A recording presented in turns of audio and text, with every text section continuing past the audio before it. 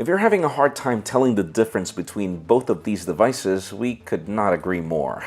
I'm Jaime Rivera with Pocket Now, reporting from MWC 2016 in Barcelona with a quick show floor comparison between the Samsung Galaxy S7 Edge and the Galaxy S6 Edge Plus, brought to you by Dbrand.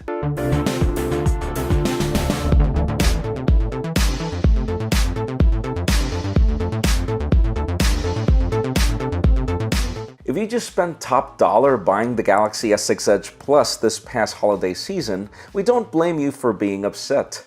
Samsung's announcement of the Galaxy S7 Edge that looks almost identical to last year's phablet just leads to a lot of confusion, even though there are some significant differences. For starters, the company did make a smart move in making the Edge variant a tad larger than the regular Galaxy S7, since the curved design feels smaller and lighter in the hand. Regardless of which device you're holding, it's hard to deny that both devices are gorgeous at a distance and feel very premium in the hand. If you're the type that likes to grab attention in the public with your device, either of these is rather the way to go. Aesthetically, both devices are nearly identical. Really, if it wasn't because the Galaxy S7 Edge has a slightly smaller display, you wouldn't be able to tell them apart.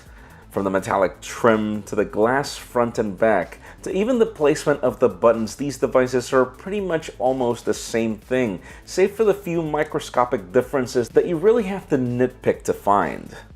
There's this interesting curve where the glass meets the aluminum on the new unit that you didn't really see on last year's model. And if you didn't like how the Galaxy S6 Edge Plus stood out from the crowd when it came to the camera hump department, all that got fixed with this new variant. Now, to be fair, the differences between them is rather significant when you look internally. The new Galaxy S7 is IP68 water and dust resistant compared to none of these in the larger cousin. There's also no 64GB option in the newer Galaxy S7, but the newer model marks the return of expandable storage via an extended SIM tray, which doesn't exist in last year's unit. You'd say both devices share the same gorgeous display, but this newer model provides users with an always-on mode as well, something you didn't see in the past. In addition to that, the new Exynos 8890 or Snapdragon 820 processors also include a liquid cooling system and are able to perform 30% faster, along with 60% in boost of performance in the GPU, though both of these units have the same amount of RAM. And even if it's harder to believe, this new Galaxy S7 sports a larger 3600 mAh battery compared to the 3000 mAh battery of last year's phablet. Now, even though we praise the Samsung Galaxy S6 Edge Plus for its camera, Samsung claims that this newer model has a better one. It starts with a brighter f1.7 aperture lens compared to last year's f1.9, and even though there are more megapixels in last year's sensor, this newer model sports a 12-megapixel camera in which each megapixel is actually larger than the previous unit, allowing for more light, and also for faster focusing, though again these are things that we would have to test in the real world. Other enhancements come in the form of the software and what it allows them to do. The newer Galaxy S7 runs TouchWiz on top of Android 6.0.1 Marshmallow, and while differences are not really aesthetic, they are in functionality. With the old Galaxy S6 Edge Plus, what you could do with the Edge was really limited to two panes with just contacts and an app launcher.